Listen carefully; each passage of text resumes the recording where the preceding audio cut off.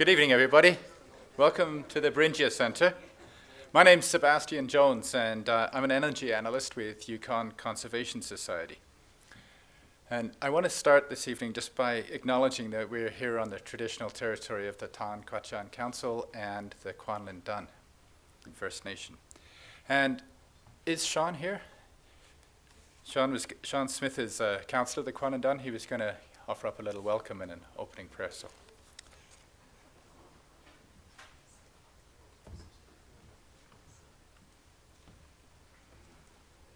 Cleo Shokathan. Actually, I said good morning, but it's not morning right now. So how about I say Sho Zenu? So good day, or Nkle Shokathan, which is good evening. So yeah, so it's there's a few different ways you can say it, and yeah, just like to welcome you here tonight on the traditional territories of Ta'an Quechan. I have to recognize my auntie up at the back there from Ta'an, Shish. And it's a shared territory between Ta'an Quechan Council and Kwanlin Dun First Nation. And really it's about yeah, just recognizing and sharing our role here as responsible land stewards within our traditional territories to help change, right? Help change happen. So, in a good way, and I'd like to welcome our guest speaker tonight. There's been lots of stuff in papers and news media and whatnot, and research and all that has been done on the issue of hydraulic fracturing, and it's always good to learn a little bit more, you know.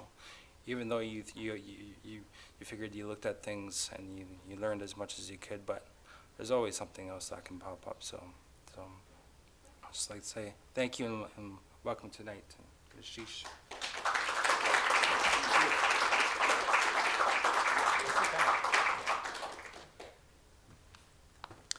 I have a few more words. So this is a YCS event, and it wouldn't be possible without support from our funders and mostly our donors, so thank you to all of you. YCS has been working towards a Yukon that is environmentally and socially sustainable, and wise use of energy is central to achieving this vision. More to the point, renewable, environmentally sensitive energy is critical. YCS has engaged in a conversation around oil and gas for several years. YCS participated in developing the Yukon Energy Strategy, and YCS has hosted workshops about the development of alternative energy sources such as wind and solar. This evening, we're going to explore some of the myths and realities around shale oil and gas. As we're all aware, Yukon has been discussing our energy future for some years now, and the government has produced both a climate plan and an energy strategy and shall soon be revisiting them. We are discussing the potential for a new large hydro dam and other options for electricity, including wind, solar, and connecting to other grids. So YCS is using this opportunity to talk about our energy vision of a diversified, distributed, decentralized, and democratic electrical grid that can meet our growing electricity needs and can electrify sectors that are currently fossil fueled, like transportation. All energy conversations are of vital importance to the Yukon, but they pale in comparison to oil and gas development, particularly fracking. This winter, a select committee of MLAs delivered 21 recommendations around hydraulic fracturing in the Yukon, and the government has accepted them. And yet the conversation continues. The company that owns the rights to the gas at the Cote Neely gas field in the southeastern Yukon has explicitly stated its desire to frack for more gas. It is possible that fracking could start in the southeast Yukon, and if it does, there will be pressure for it to happen in other places, such as Eagle Plain in North Yukon and the Whitehorse Trough around here. So our guest speaker tonight, David Hughes, worked for 32 years as a scientist for NRCan, and some of that time he spent exploring for fossil fuels in the Yukon. So he has some experience of Yukon's resource potential. More recently, as a fellow at the Post-Carbon Institute, he has been analyzing the vast database of oil and gas well records to paint a picture of the costs of getting oil and gas from shale and how long we might expect this resource to last. So before I let Dave start, I have a couple of housekeeping announcements. First of all, if you have a cell phone with you, please turn it off. This presentation is being video recorded and it shall be available on the YCS website this evening. There will be a question and answer session after David's presentation. There will be a mic stand set up for you in the middle of the auditorium for you to use when asking your questions. So please line up at the mic stand and keep your questions brief. And finally, YCS is a registered charity, and we depend on donations from ordinary Canadians to do our work. And we cannot be political. Therefore, I have to remind you that this is not a political event. Energy is an issue that people of all political stripes are vitally interested in, and it's essential that we create a respectful space for our conversation about how we can craft Yukon's energy future. So that's enough from me, so please join me in welcoming David Hughes.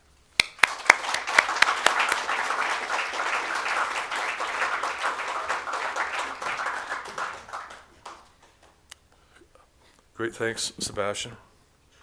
Pleasure to be here. I spent a summer with United Keno Hill Mines back in 1970, a month on top of Mount Cofield, where we could see the casino project in the distance.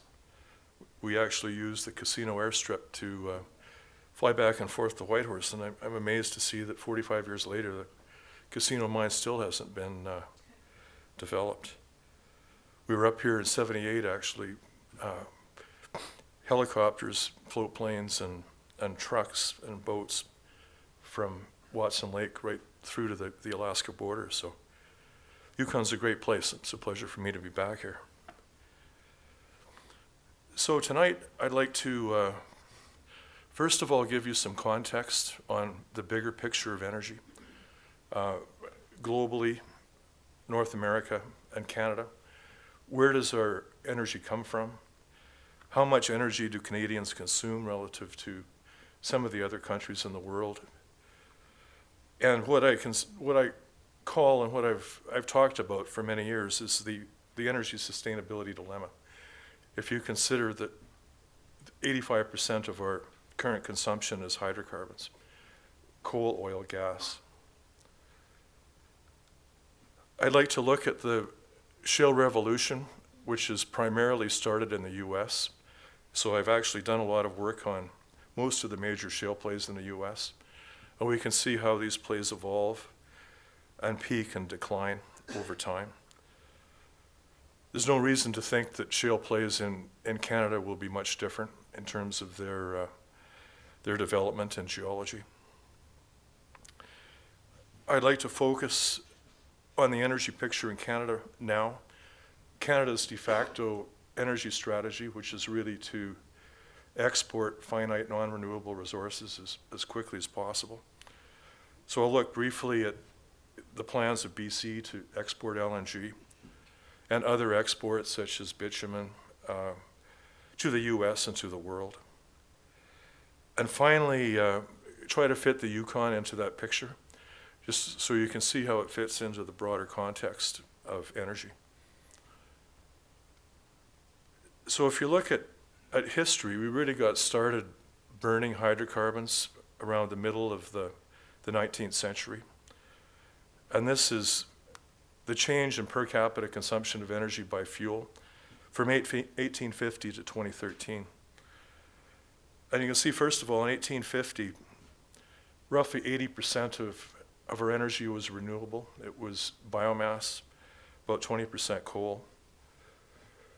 In 2013, the average citizen of the world consumed the same amount of renewable energy as in 1850, except that the average citizen was consuming 9 times as much energy per capita.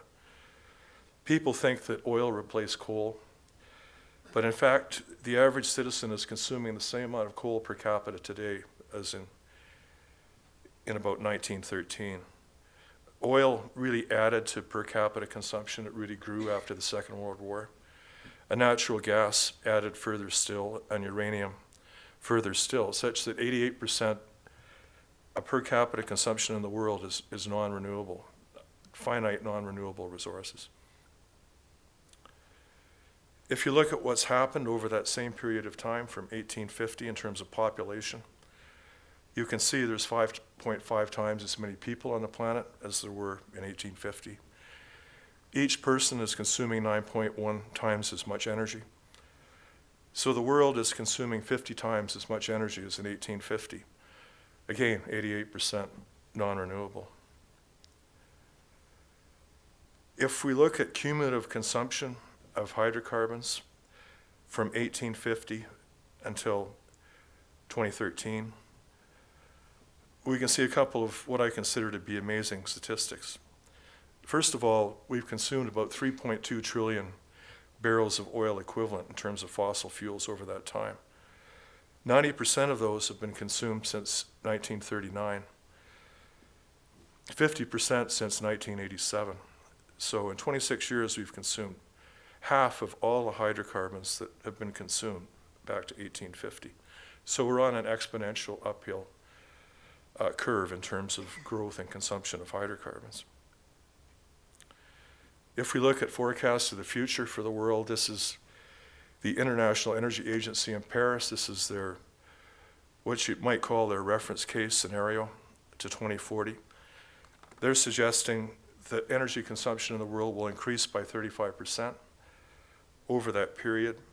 And in 2040, 3/4 of consumption will still be hydrocarbons, oil, gas, and coal. Nuclear will provide some of the balance, and renewables will provide about 19% in this forecast, a lot of which is biomass. Other would be things like photovoltaics, windmills, and so forth, and of course large hydro. If you build that forecast in, and you assume it's correct, what will the world look like in 2035 in this case? And if you believe the forecast, there'll be 6.8 times as many people in the world as in 1850. Each person consuming 10.2 times as much energy as in 1850. A world that consumes 70 times as much energy as in 1850, 88% of which is non-renewable. So there's a question of sustainability here, considering that oil, gas, coal, and uranium are finite resources. In terms of cumulative consumption through to 2040, if the IEA forecast is correct, the world will have consumed 5.8 trillion barrels oil equivalent of hydrocarbons by that point in time. And what this implies is that just to get through the next 27 years, we need to burn 80%, the equivalent of 80% of all the hydrocarbons that have burned from 1850 to 2013, just to make it through the next 27 years. And there's a big issue with sustainability in forecasts like this. If we look at a shorter period of time, this is the last little over 40 years of consumption in the world. You can see consumption by fuel. This is a little different. It doesn't include traditional biomass burn for cooking and so forth. But in this forecast, oil is, of course, the number one source of energy in the world, followed by coal and natural gas. Non-renewable fuels, including uranium, add up to 90.6% in this forecast. Other renewables, non-hydro renewables, are 2.7%. Large hydro is 6.7%. If we look at consumption of energy by fuel in 2013, we can see, again, oil, number one, followed closely by coal, then natural gas, large hydro, and nuclear. Non-hydro renewables are about 2.7% if you include biofuels. We can see an exponential growth in non-hydro renewables, wind and solar in particular. A lot of non-hydro renewables is biomass, burning biomass for electricity, and biofuels for transportation. But they're growing from a very small base. So in total, they only provide 2.7% globally. We've all heard about climate change, and this is really the correlation of cumulative consumption of hydrocarbons with the black line and mean global temperature. And you can see 90% of the hydrocarbons have been burned since about 1940. And there's a very high correlation between cumulative consumption of hydrocarbons and global temperature. And in this case, the mean temperature has increased by about 0.5 degrees Celsius from a baseline between 1960 and 1990. If we look at production of hydrocarbons in the world, this is production of oil. We can see, first of all, that most of the growth in terms of oil production in the world has come from the US. And this is a function of shale oil, fracked oil. Canada has also increased because of tar sands. Mexico has decreased. And the rest of the world outside of North America has actually gone down a little over 1% since the beginning of 2012. So the only bright spot in terms of oil production is North America. If we look at natural gas, we see a different picture. The rest of the world outside of North America has increased by 50% since 2000 in terms of consumption, produces about 3/4 of the world's natural gas. The US is up 27% because of fracked shale gas. Canada is down 15%. Canada peaked in 2002, and I'll talk a bit more about that later. The world as a whole is up 40% since 2000 in terms of natural gas production. If we look at the cost of producing oil upstream, this is the amount of capital expended on finding and producing oil. And you can see that the capex, or the amount of capital, has increased more than 100% globally since 2005 for a production increase of 3%. So oil is becoming more and more expensive to find and produce. If we look at Canada, Canadian consumption of fuel over the last little more than 40 years, we can see, again, oil is the #1 source of energy in Canada, followed by natural gas, then nuclear, then coal. But I should have said that large hydro is #3 at 27%. So Canada is blessed with a lot of large hydro energy production. In terms of other renewables, things like wind and PV, Canada is remiss compared to the rest of the world. Only 1.6% of primary consumption is non-hydro renewables. If we look at what that looks like in terms of 2013 consumption in Canada, we can see oil #1, natural gas #2, hydro #3. If we look at renewables, non-hydro renewables, 1.6%, a lot of which is biomass. We've seen an exponential growth in things like wind and solar, but there's still a little over 0.8% of our consumption in Canada.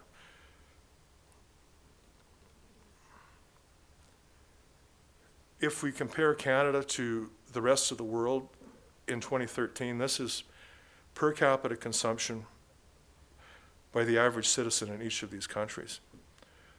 We can see that Canada has an extremely high per capita consumption of energy. We're roughly a little over 5 times the world average. We're considerably higher on a per capita basis than the US. One of the interesting things about this is the developed world, the OECD world, which has 18% of global population, is consuming 3 times as much energy per capita as the developing world, which has 82% of world consumption. And going forward, the geopolitical implications of the developing world wanting to increase per capita consumption of energy to first world standards. They all aspire to it, and I don't think you can blame them. If you compare Canada to a country like India, the average citizen in Canada consumes 19 times as much energy per capita. The evolution of per capita consumption in Canada since 1965 has been generally pretty flat since the mid-1990s, but it has increased by 61% since 1960. As we saw earlier, total consumption of energy in Canada is a function of population times per capita consumption. And this is the projection for a Canadian population. From the UN, the median forecast is to top out at about 45 million people. We're at about 35 right now. So even if per capita consumption goes down, population is going up. So that tends to dampen the drop in total energy consumption.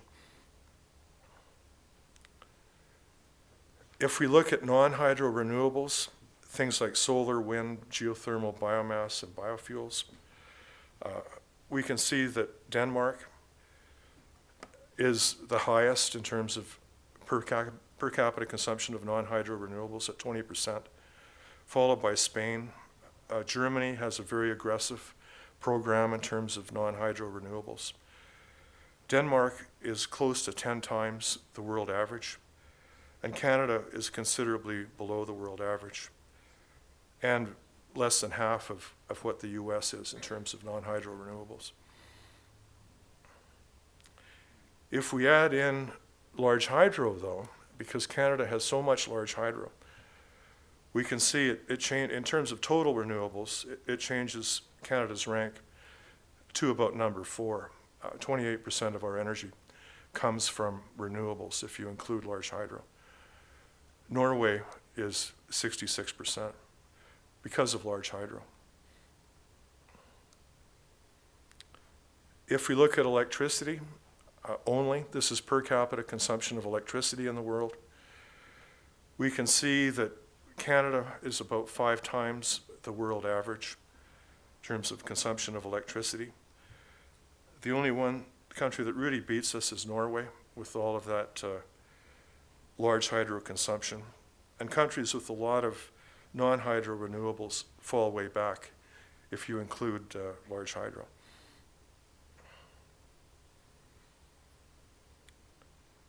Percentage of electricity generated by non-large hydro renewable energy by country. Denmark, just about half of Denmark's electricity comes from non-hydro renewables. Canada is considerably less than the world average, a little more than half.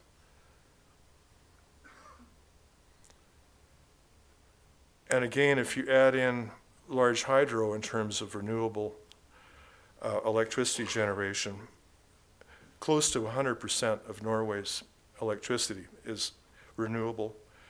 Canada sits at 62% because of all of the large hydro in the world. So that's just the context, where Canada fits in to the global picture, where the energy comes from. I'd like to look at shale gas and tight oil briefly. This is a map of all of the North American shale plays. Fracking and really the development of horizontal drilling combined with multi-stage hydraulic fracturing got started in the Barnett Field in East Texas. There's 7 major shale gas plays that I've looked at in detail. The Marcellus in Pennsylvania and West Virginia is one of the biggest and is accounting for a lot of the growth in terms of shale gas production in the US. In Canada, we have the Horn River Basin just south of the Yukon border in northeastern BC, the Liard Basin, which extends into southern Yukon, the Montney Formation, which is a very big formation that straddles the Alberta-BC border. conventional wisdom in the US over fracking would have us believe that the US is on the verge of energy independence thanks to the shale revolution. Tight oil will allow US production to exceed that of Saudi Arabia, and US imports will shrink to zero. Shale gas production will grow for the foreseeable future, and prices will remain low, below $5 for the next 10 years and below $6 until after 2030. Shale gas can replace very substantial amounts of oil for transport and coal for electricity generation, and it certainly is replacing a lot of old coal in the US is being replaced by natural gas. The way is clear for US LNG exports to monetize the shale bounty. Crude oil exports should be allowed to monetize tight oil production. Tight oil and shale oil are really synonyms for the same thing. The US is very close to having its first LNG export facility built in Sabine Pass. It should be shipping LNG later this year. So what's the difference between conventional oil and gas and shale gas? Typically, a conventional reservoir is much more porous and much more permeable, and it's migrated and it's trapped by a seal. So we could drill a vertical well into it and tap oil and gas from a wide area. Shale is a very impermeable rock, very low porosity, very low permeability, and it's only the combination of horizontal drilling and hydraulic fracturing. The fracturing really induces permeability into the rock so that the oil and gas can migrate to the wellbore. And that is really people say, well, people have been fracking since the 40s, and it's true that they've been stimulating reservoirs by various means, but the combination of very high volume injection of water to break apart the rock and horizontal drilling is new, and it's still evolving. So that's all really started really in the middle of the last decade.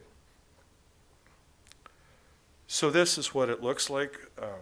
Drill vertically, and then drill a very long horizontal lateral, and frack it in stages. Some of the wells these days have a horizontal leg that's 10,000 feet long and is fracked 30 or more times. So you can see how much more reservoir you can contact with that technology and why the production of those wells is much higher compared to a vertical well that can only contact a very small part of the reservoir. So this was revolutionary. There's a laundry list of environmental concerns associated with fracking. Foremost in many people's minds is contamination of groundwater, which typically is caused by failure of near-surface casing. It's really a well engineering problem, so that you have a leak in the upper few hundred meters of the wellbore. Improper disposal of produced wastewater, which contains toxic levels of contaminants. When you inject an average shale gas well in the US takes 5 million US gallons of water to frack it. An average well in the Horn River Basin in BC takes about 25 million gallons of water. Roughly 30% of that water comes back to the surface. It's contaminated. It has to be disposed of. Typically, it's disposed of in injection wells, so they re-inject it into deep reservoirs.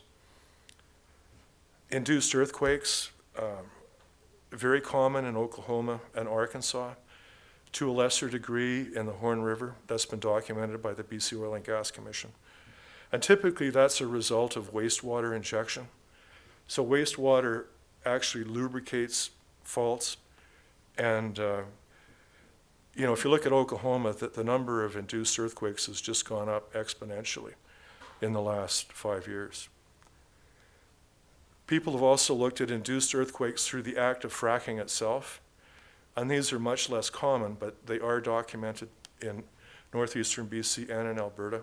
They're typically very small, rarely felt, compared to the ones caused by disposal water. I mentioned high levels of water consumption. In places like Texas, which are quite arid, that's an issue, using all of that fresh water for fracking. Greenhouse gas emissions from the whole hydraulic fracturing process, which may make shale gas worse than coal. Methane is a very potent greenhouse gas. On a 20-year basis, methane is about 70 times as potent as CO2.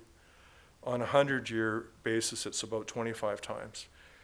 So people at Cornell have actually looked at that, the life cycle emissions of shale, and they've concluded, and it's arguable, that shale gas could in fact be worse than coal if you look at life cycle emissions. So I've spent a lot of time studying shale plays in the US, and I've come up with what I call the shale play life cycle. Typically discovery, followed by a leasing frenzy. The leases have to be drilled in order to hold them. Typically, you have to drill within 3 years to hold a lease. So the leasing frenzy is followed by a drilling boom. Sweet spots are identified during that initial drilling boom. Shale plays are not uniform. They always have a core area, which is the most productive area and the most economic. And once those sweet spots are found, they're targeted and drilled off. Production rises very rapidly and is maintained for cash flow, despite the fact that those wells may have been uneconomic if you looked at a greenfield well from the beginning to the end. Plays like the Haynesville, which used to be the biggest shale gas play in the US, become middle-aged after just 5 years. So the Haynesville in Louisiana, East Texas, is a poster child for the shale gas life cycle. It was unknown in 2007 when it was discovered, followed by a leasing boom, followed by a drilling boom. It became the biggest shale gas play in the US when it peaked in early 2012. Production is now down 46% below peak, and it's falling. So that just shows you how fast this life cycle can happen. That's in 7 years. The forecast of the US Department of Energy for gas production in the US, really all their eggs are in the shale gas basket. They're suggesting that shale gas will nearly double from 2012 to 2040. Prices will remain low, so prices will remain below $6 out to about 2030. Price of gas today is about $3. The US will be able to export 15% of its production by 2040. All of the traditional sources of gas will remain essentially flat over this period, so shale gas is the only forecast growth. If you look at shale gas production in the US, these are the major plays. The older plays, the Haynesville, the Barnett, where it all got started, and a couple others have already peaked. So 5 of these plays have collectively peaked in 2012, and they're now down about 21% below peak. So big plays like the Marcellus in Pennsylvania and West Virginia are really responsible for most of the growth in US shale gas production. And it's a question of how sustainable that is in the long term. Just to take a quick look at a mature shale gas play, this is where it all got started. This is where fracking was developed in Texas, in the Barnett. These wells are color-coded by well quality, by the amount of gas they produced when they were first drilled. So the red wells are the highest quality wells. The black and the blue and the green wells are much lower quality wells. So you can see the sweet spot was discovered early on. It's right around the outskirts of the city of Fort Worth, and it's being saturated with wells. The black wells cost the same amount to drill as the red wells, but they produce a third as much gas. So to maintain production, once you've drilled off a sweet spot, you have to drill 3 times as many wells. So you need much higher priced gas in order to justify that economically. Rule of thumb, companies always drill their best locations first. So the US is really exploiting the cheapest of its shale gas resources now. Production in the Barnett peaked in late 2011. It was down about 18% in mid-2014. They've drilled 20,000 wells in the Barnett. 4,000 of them are no longer producing. There's about 16,000 active wells. If you look at the fundamentals of shale gas plays, this is average well decline in the Barnett, very typical of other shale gas plays, very steep well decline. The average Barnett well is down 75% after 3 years. So that really means that if you want to keep production up in a shale gas play, you've got to keep drilling. You've got to replace that decline continually. If you stop drilling in the Barnett on January 1, 2013, this is what production decline would look like. It's down basically 23% after the first year. So 23% of production has to be replaced by more drilling just to keep production flat. And it's not happening in the Barnett. Companies will tell you, well, the fracking technology is always getting better. The wells are getting more productive. Geology doesn't matter.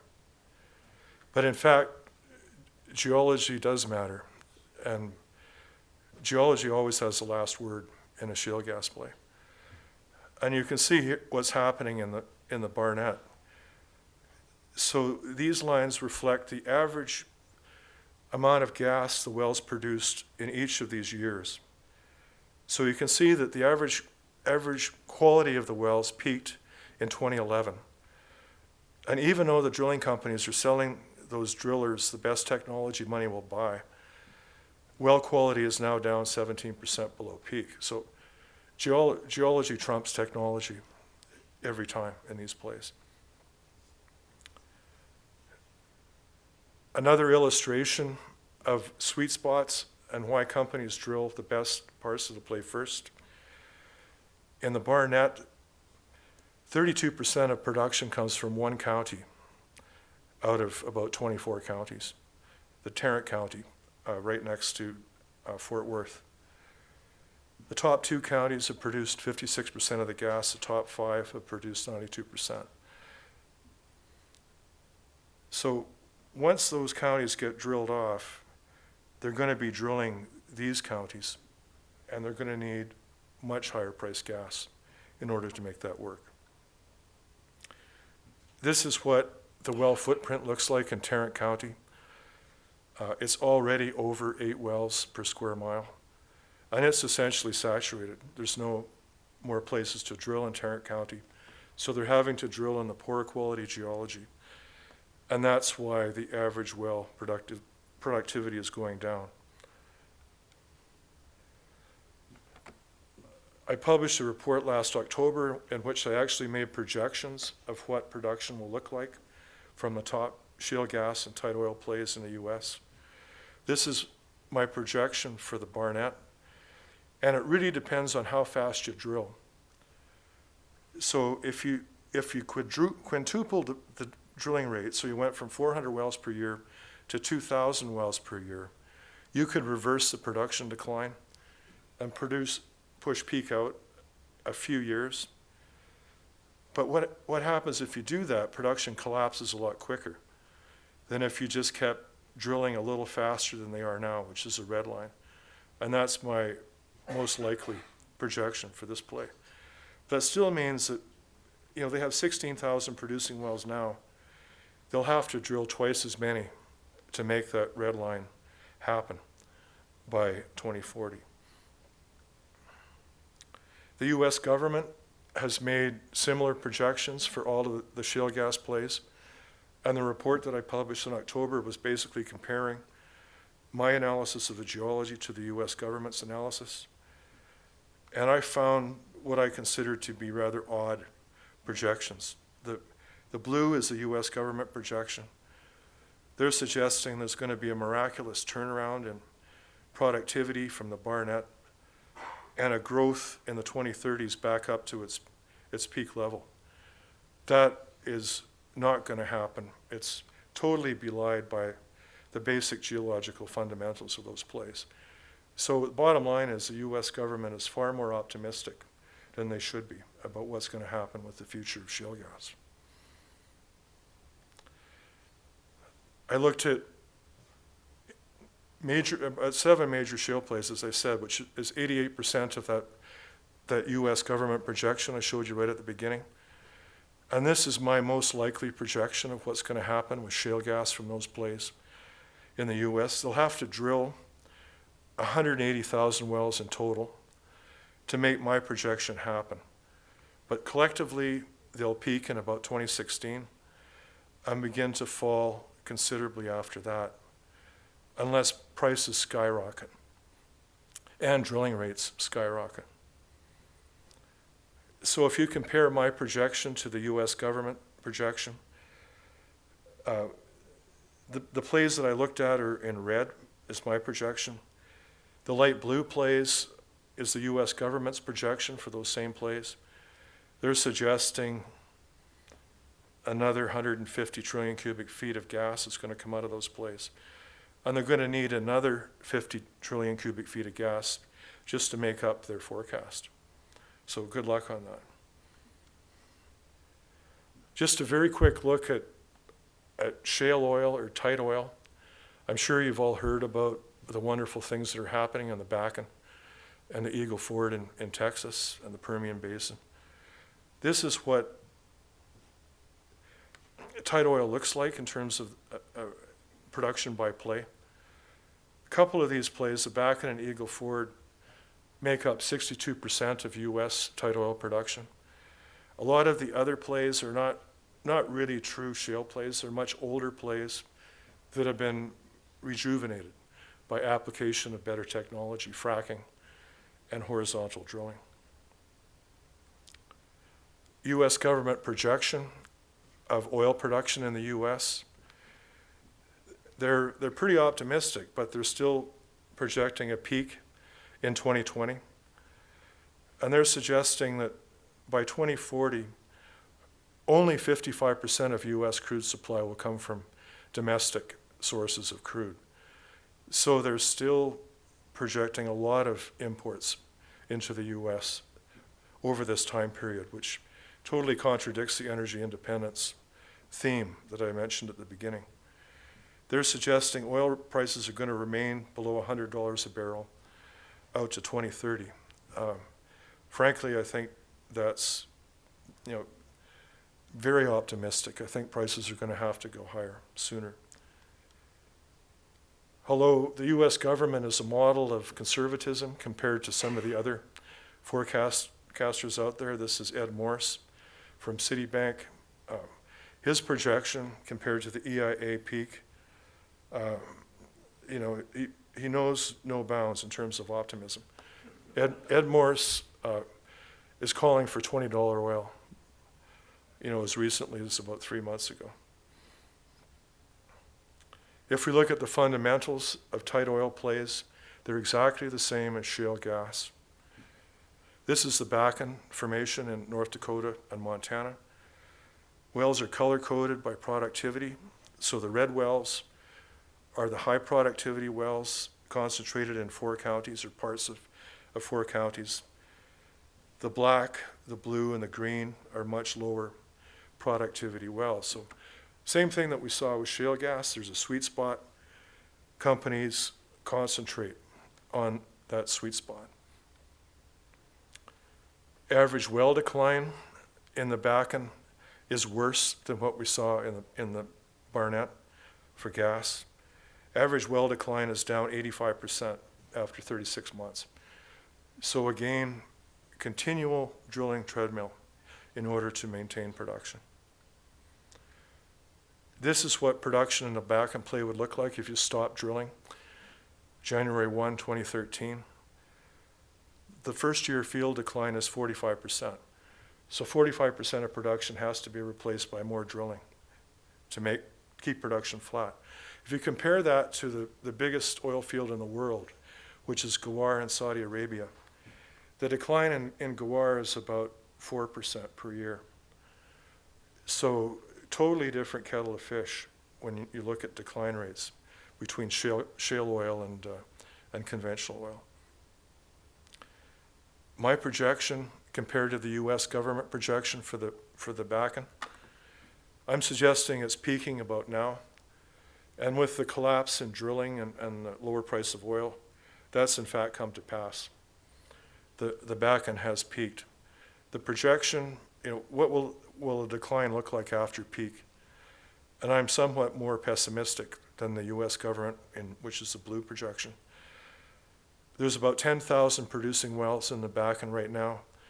I'm suggesting they'll be able to triple that number. So they'll drill 32,000 wells by the time they run out of places to drill in about 2026. But production will be down far below what it is today. So shale takeaways. High field decline rates mandate sustained high levels of drilling to maintain production. Shale gas production from 7 plays constituting 89% of production is likely to peak certainly by the end of this decade, in my view, likely sooner. Tight oil production from the top 2 plays constituting 62% of production was likely to peak in the 2016-2017 timeframe. Increasing drilling rates significantly over current levels will increase immediate supply, and peak production levels will be higher, and it will move the peak forward a bit, but results in steeper declines after peak, making the supply situation worse after peak. So if you drill fast, you can get the resource sooner, but it doesn't really increase the total amount of oil that you'll get over that period. High quality shale plays are not ubiquitous. In fact, they're quite rare. 89% of shale gas production comes from 7 of 30 plays. 82% of tight oil production comes from 7 of 21 plays. So that map I showed you at the beginning looks like shale plays are everywhere, but the good ones are relatively rare. If we turn to Canada, this is all of the oil, gas, and bitumen wells that have produced at one time. In Canada, there's about 300,000 of them, out of about 800,000 wells that have been drilled. So 500,000 wells have been drilled that didn't produce anything. Black wells are oil wells, red wells are gas wells, yellow wells are bitumen wells. If we look at Canadian gas production by province, we can see that gas production peaked in May of 2002. It's now down about 19% below peak.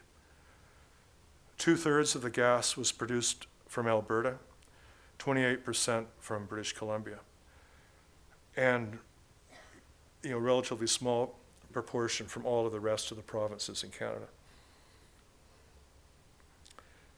If we look at a little longer period, this is 1965 to present in terms of the black line. And this is the National Energy Board, or NEB's, reference case forecast for the future. So it peaked in 2002. It's now down 19% below peak. NEB projects that decline to continue till about 2017, and then a miraculous renaissance. So Canadian gas production, thanks to BC only, will grow back to almost its previous 2002 peak, if you believe this forecast. Alberta will continue to decline and maybe level out toward the end of the next decade. If we look at the throne speech in BC on LNG exports, they claimed that LNG exports will help protect the planet. We can displace coal in China, cut down on greenhouse gas emissions. We'll develop 75,000 new annual full-time jobs. In fact, they've upped that to 100,000. They'll produce a prosperity fund that will exceed $100 billion and do things like eliminate the provincial sales tax. So this sounded really good back in 2013. I took a very close look at this, and we're publishing a report in a couple of weeks that kind of looks at the nuts and bolts of BC LNG exports. A huge raft of proposed terminals, there's 14 of them in northern British Columbia, and there's another 4 in southern British Columbia. Plus there's 5 pipelines that have been proposed to feed gas to those terminals. So I had a look at that, and if you add up the amount of gas that those 18 terminals will collectively are supposed to export, and compare it to the total global LNG trade in 2013, there's considerable excess. The world doesn't need, that many new LNG terminals. So in my report, I looked at 5 cases. Maximum 5 terminals out of the 18 will be built. Minimum 1 terminal will be built, and then 3 intermediate cases, somewhere between 2 to 4 terminals.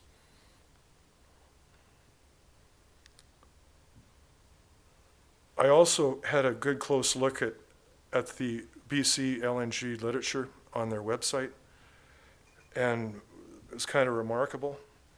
If you look at LNG 101, it tells us that BC has 2,933 trillion cubic feet of recoverable gas. The BC LNG Alliance Global has BC LNG Alliance commercials every 15 minutes. They're suggesting more than 2,000 trillion cubic feet of recoverable shale gas in Northeast BC. To compare that, the U.S. Potential Gas Committee just finished an assessment of all of the shale gas plays and conventional plays in the U.S., and they came up with a total of 2,800 trillion cubic feet. So Northeast BC has more than the entire endowment of the United States, according to the promotional literature. If you look at the BC Oil and Gas Commission's estimates of Northeast BC, remaining marketable resources, they're suggesting 417 trillion cubic feet. So these people work for the BC government. And in fact, the promotional literature is 7 times the best estimate of the BC Oil and Gas Commission. So something is wrong there. Resources are different than proven reserves. Proven reserves have been demonstrated by the drill bit, and they're economically recoverable. Resources have a much bigger fuzz factor in terms of their assurance of existence. If we look at proved raw gas reserves in BC, they're about 40 trillion cubic feet.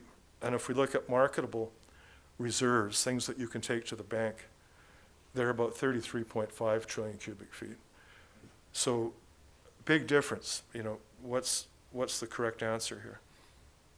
If you look at how much gas has BC recovered since 1954, in its entire history of drilling in Northeast BC, they've recovered 25 TCF of marketable gas, just to put that in perspective.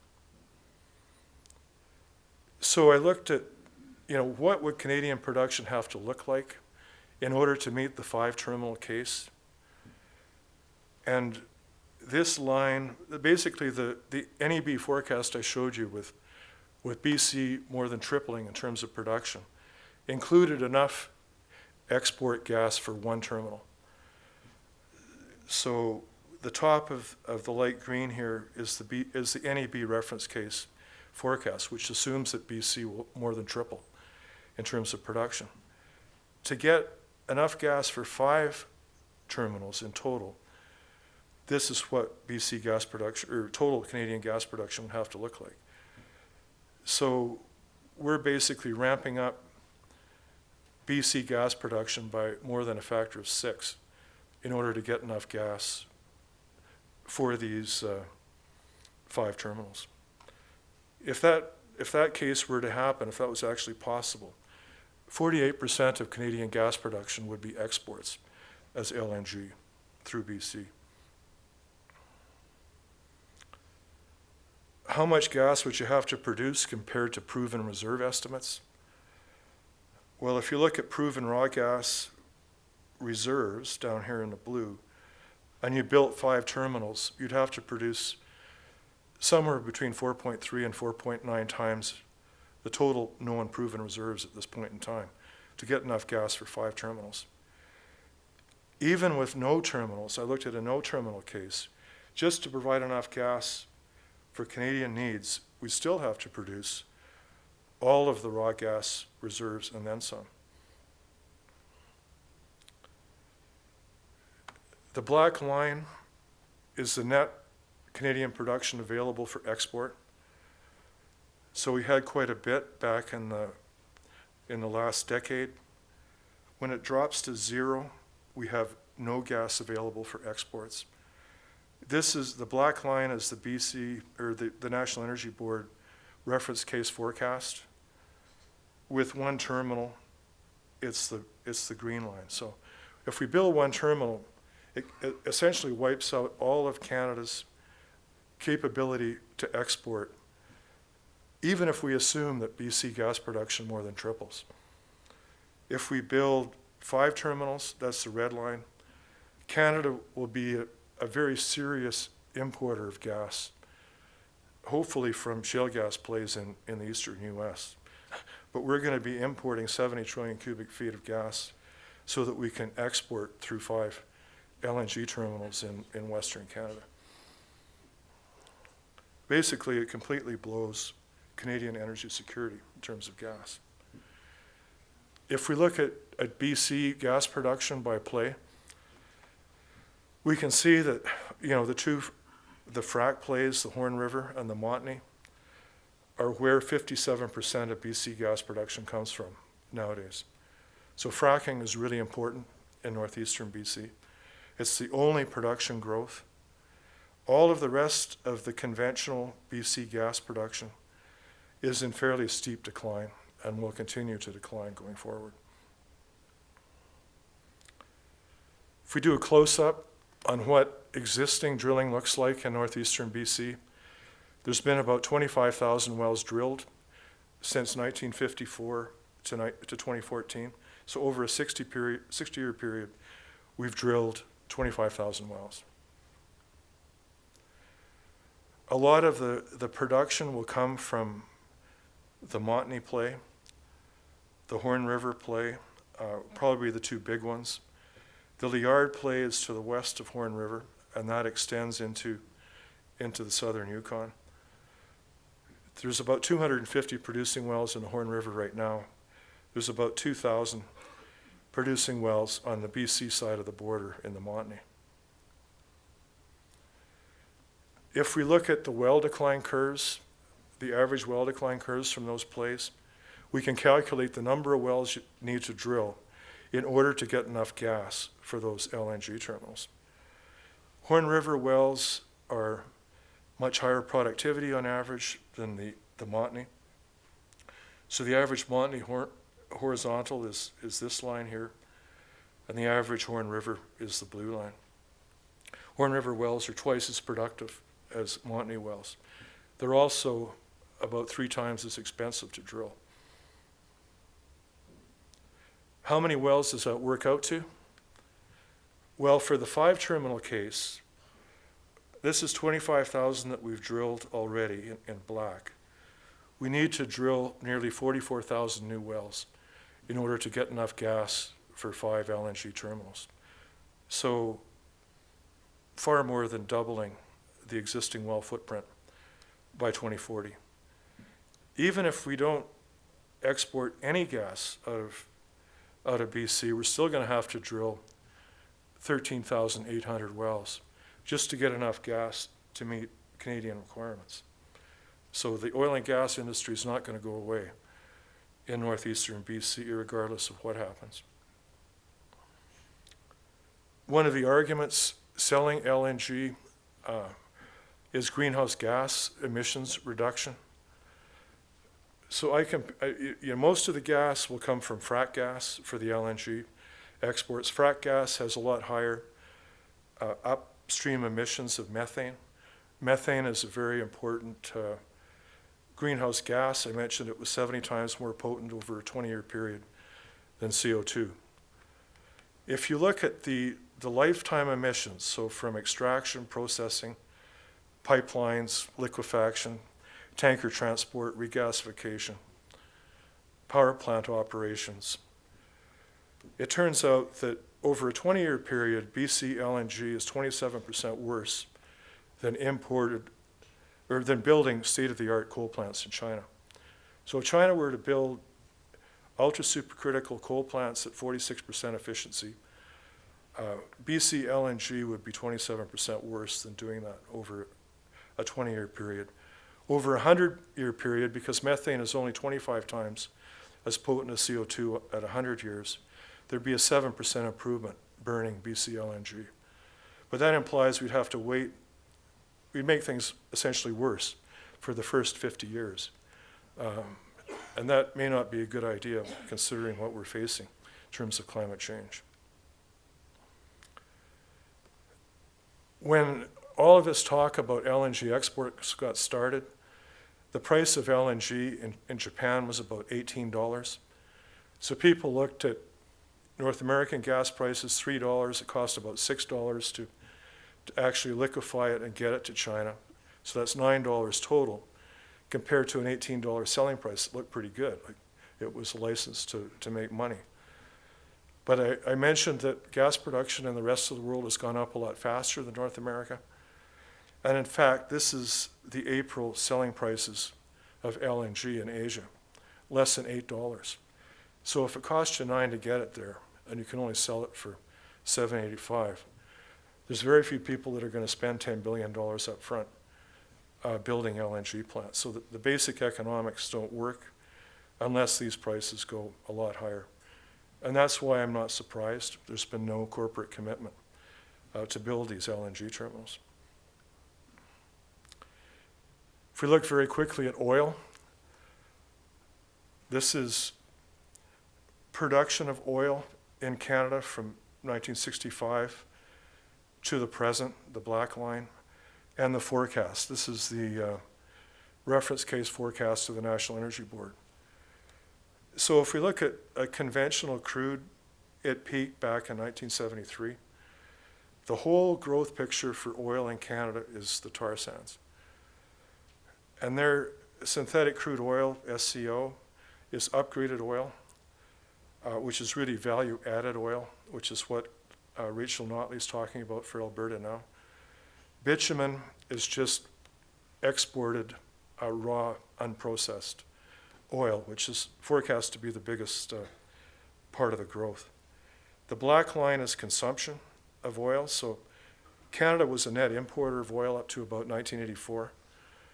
And if this projection were to happen, would be a very significant net exporter. The drop in oil prices made building new tar sands projects totally uneconomic. I mean, if oil stays at this price, no new tar sands projects will be built. Distribution of tar sands, mainly in Alberta. If we look at tar sands, we can see inklings of the same thing we saw with shale oil plays. This is net bitumen pay thickness, and we can see that it's concentrated in sweet spots. So the mineable area has got some of the thickest bitumen pay zones. And the rest of it is not only deeper, so it has to be recovered by in situ methods, it's also of a lower quality. And of course, we're extracting the best parts of the tar sands first.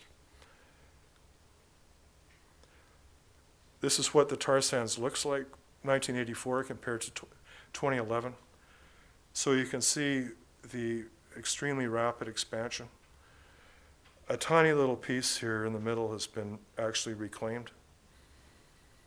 So most of it won't be reclaimed for decades. Oil sands production, reference case from CERI, Canadian Energy Research Institute, suggesting a lot of new plants and projects will be built, growing to close to 5 million barrels a day by the latter part of the next decade. So incredible growth forecast, most of it sent out of Canada as raw bitumen. If we look at projects that are actually been built or will be built, this is what the prognosis for the tar sands looks like. peaking in about 2022, and then declining. So at current oil prices, none of these projects will be built. Pipelines that go with them. We've heard a lot about Northern Gateway, Kinder Morgan, Keystone XL, Energy East, and so forth. Trying to get our oil to Tidewater to export it to the rest of the world. Greenhouse gas emissions out of the tar sands. Black line is the reference case. So we're looking at more than doubling greenhouse gas emissions out of the tar sands.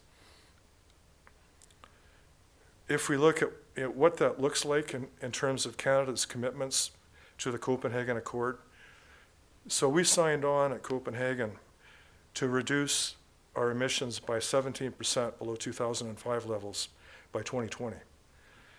And I've just projected those at the same rate of reduction out to 2035. If we assume that the NEB's reference case growth for the oil sands is correct, and its reference case growth for natural gas is correct, this is what emissions from the upstream oil and gas sector will look like for Canada. So by 2035, if you accept that commitment to decline, 57% of Canadian emissions will come from upstream oil and gas. 43% will come from everything else that Canada does. In 2012, 75% were from everything else that Canada does, and only 25% from upstream oil and gas.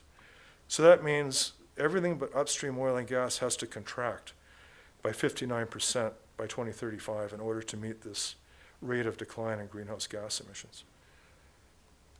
If we built Christy Clark's 5 LNG terminals, this is what it looks like.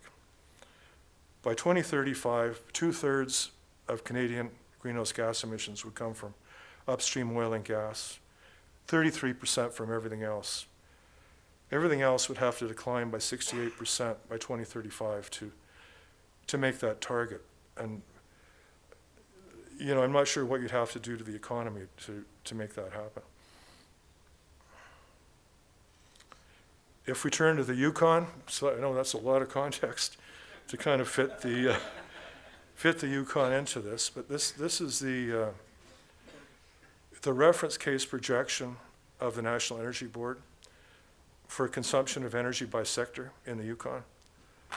Transportation is a real biggie, so it's 1/3 of total energy consumption, followed by commercial, industrial, and residential in terms of 2035. If we look at where the energy comes from in this projection, the most important source is oil, followed by electricity, a lot of which comes from large hydro. Biomass is in red at the top. So by 2035 in this forecast, 3/4 of Yukon's consumption will come from oil and 24% from electricity, 2% from biomass. If we look at electricity generation, this is off the Yukon Energy website. They're suggesting 99.6% is large hydro, with a little bit of diesel, mainly in the winter months. I also found this on Yukon Energy's website, one of their scenarios that they've run for the future. This came from the LNG workshop, suggesting a very different picture. Massive amounts of diesel generation in the winter and early spring months, mostly large hydro in the summer months. If you look at the National Energy Board's projection for the Yukon, electricity generation by fuel, out to 2035, they're suggesting 3/4 large hydro, 7% renewables, and 17% oil. And Sebastian and I have talked about this. It seems that oil is way too high but it likely also refers to some of the off-grid communities that are probably mainly based on oil. Conventional wisdom, circa 2012, from the LNG workshop. New opportunities to consider LNG as a major fuel option to displace oil products in Yukon reflect recent natural gas supply exceeding the demand in North America, which has driven gas prices to historical low levels relative to oil prices. And new shale gas supplies are expected to continue ongoing low prices. The BC government is committed to working with LNG export proponents to bring at least one gas transmission pipeline and one LNG terminal online by 2015, and have 3 in operation by 2020, which really hasn't worked out. Under assumed diesel and natural gas price conditions, e.g. LNG cost at $9 a million BTUs at Kitimat, natural gas cost at $6 a million BTUs at Fort Nelson, and diesel fuel cost at $26 per million BTUs. An LNG supply chain from either Kitimat or Fort Nelson is more cost effective than diesel for various Yukon power generation use options and locations. So that was 2012. One of the issues with LNG is it's a very high-tech way to move gas. LNG is stored at minus 162 degrees centigrade. It evaporates into boil-off gas. Most tanks lose about 0.1% of their content every day. So after 10 days, you've lost roughly 0.5% of what's in the tank, sometimes more. So there's the issue of boil-off gas, which implies just-in-time delivery supply chains to make sure that you don't lose a lot of the gas before you need it. I understand there's been a lot of controversy about LNG use in the Yukon. We drove past the LNG project a couple times. And people are concerned about where the gas is going to come from. Well, if it came from Fort Nelson, it would certainly be frack gas. If it came from Kitimat, it would certainly be frack gas as well. CIRI just did a report looking at conventional Yukon gas resources. So Sebastian mentioned the Cotoneely field in the Liard Basin, which is really a conventional field. The presence of frackable shale gas has not been proven in the southeast Yukon at this point in time, nor has it been proven in any of the other basins, to my knowledge. The Eagle Plain Basin is really the one that has seen the most exploration effort so far. CIRI put forward a couple of scenarios. One scenario, build a pipeline from the Eagle Plains down to Stewart Crossing. If Casino ever gets going, build a lateral to Casino. If that were to happen, we need about $2/3 of $1 billion for the pipeline. We'd have to spend $92 million a year just to operate it. And we'd have relatively cheap gas. Like, personally, I don't believe it could be done for $5.84. And the basin life would last about 80 years. Their second scenario is we build a pipeline from the Peel Plateau and the Eagle Plains straight through to an LNG export facility in Skagway. That pipeline would cost $2 billion to build. It would cost a little over $250 million a year to operate. It costs $3 to move the gas to Skagway, and the basin life would be a little under 24 years. I would say the caveats to that plan, people talk about resource estimates for these plays. Resource estimates are not proven reserves. You can't take them to the bank. There are essentially insignificant proven reserves in the Eagle Plain Basin or the Peel Plateau at present. It looks promising, but they'll have to do a lot more drilling to prove those up. The SERI assumptions of 744 at MCF for the first case and 566 for the second case seem to me to be far too low, considering the remoteness of the basins, the cost of the pipelines to get the gas out of there.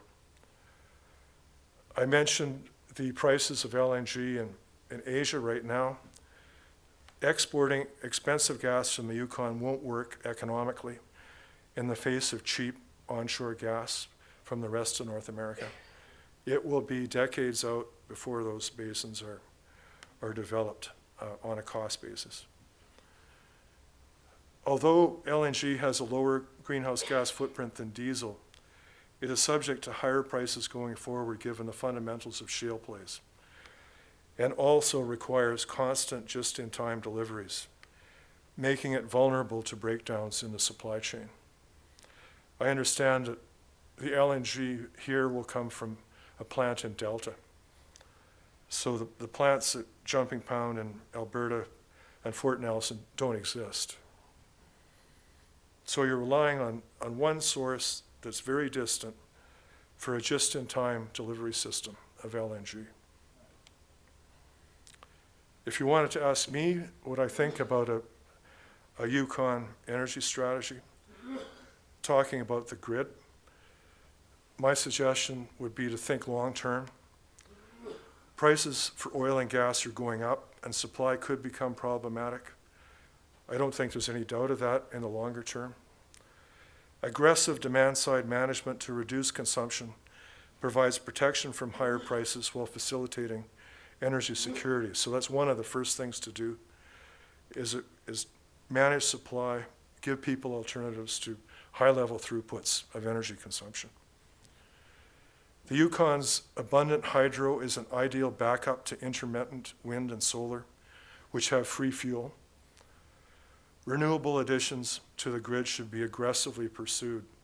Hydro is really the perfect match for intermittent renewables as a backup. Backup with dispatchable diesel/LNG is needed for insurance. But if it's not used, if you have a plan that doesn't really require it, it doesn't emit any greenhouse gas emissions, and it doesn't cost anything. It's basically just sitting there as an insurance policy. LNG is subject to long, potentially vulnerable supply chains. It boils off if it's not used, and is high cost compared to pipeline gas. Diesel is widely available and stable over long periods of time, but it's higher cost. Supply of diesel is much less vulnerable in the long term than LNG. So just to summarize, oil and gas are likely to remain an important component of energy consumption for decades, given their energy density and utility, for which there are few substitutes. Given the finite nature of fossil fuels and their importance, every effort to reduce consumption reduces vulnerability to supply disruptions and higher prices, and reduces greenhouse gas emissions. The shale revolution has been a game changer, but its sustainability in the long term is questionable. This supplies higher domestic prices in the future, reducing or eliminating arbitrage for LNG exports, and increasing prices for domestic consumption. NEB forecasts are optimistic, yet indicate that even if BC production more than triples, one LNG terminal would use up all of Canadian export capacity. Developing 3 to 5 terminals would make Canada a major net importer of gas unless production could be ramped up far higher than NEB projects. The Yukon is highly dependent on fossil fuels. Its large component of hydro for electricity is enviable. The match between hydro and intermittent renewables for load balancing is ideal. The Yukon would be well served by programs of aggressive demand-side management and increasing renewable alternatives to reduce its dependence on fossil fuels as much as possible. The world will ultimately transition to energy sustainability. Energy demand cannot exceed energy supply. The question is, what will that look like? A forward-looking managed transition, or pedal to the metal until the wheels fall off? And right now it looks like the latter is our strategy. Canada's de facto energy strategy is expediting the liquidation of its finite, non-renewable resources as quickly as possible in the name of economic development and the government of the day. These strategic resources are one-time and likely will be needed domestically in the future. They come with collateral environmental impacts and deserve a longer-term plan for the sake of future generations and the environment. So with that, I'll leave it there. Thank you very much.